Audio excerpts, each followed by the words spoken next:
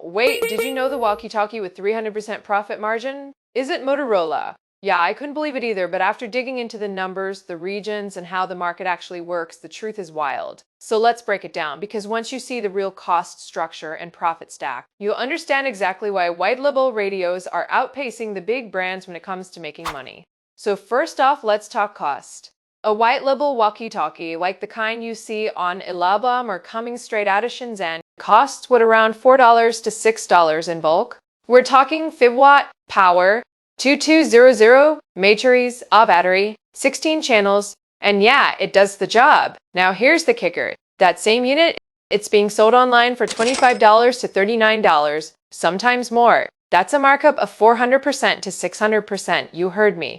Now compare that with a Motorola CP100D. That thing starts at like $230 wholesale if you're lucky. Reno, $340, maybe even $399 depending on the region, but the base manufacturing cost around $15 to $25. So sure, you're still tripling your money, but your cash flow is way more tied up and the buyer base is smaller. So the question is, what sells faster? English by $G walkie you can flip like candy to event organizers, restaurants, construction teams, or Amazon dropshippers.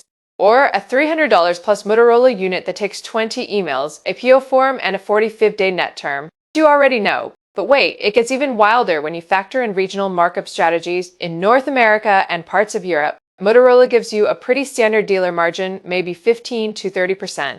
You get some factory discounts if you move volume. But that's about it. Now look at Africa, India, Latin America. That's where white label dominates. I'm talking massive volume.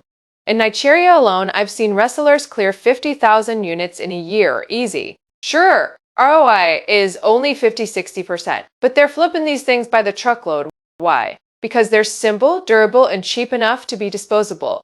And here's where it gets even more real to profit stacking.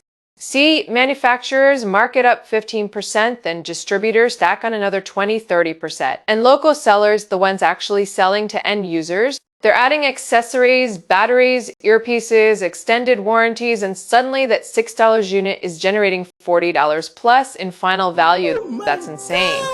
Meanwhile, Motorola, sure, it's got brand value, but it's got bureaucracy too.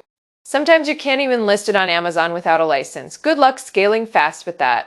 So bottom line, if you're looking to build a fast, high-margin, scalable business, model in 2-way radios, don't sleep on the white label stuff. I'm not saying ditch Motorola, heck no. That brand still moves weight. But if you're only looking at big names, you're leaving money on the table. Want help figuring out which route fits your sales strategy? I'll show you exactly how people are making 5 figures a month, flipping boxes of unbranded radios and laughing all the way to the bank.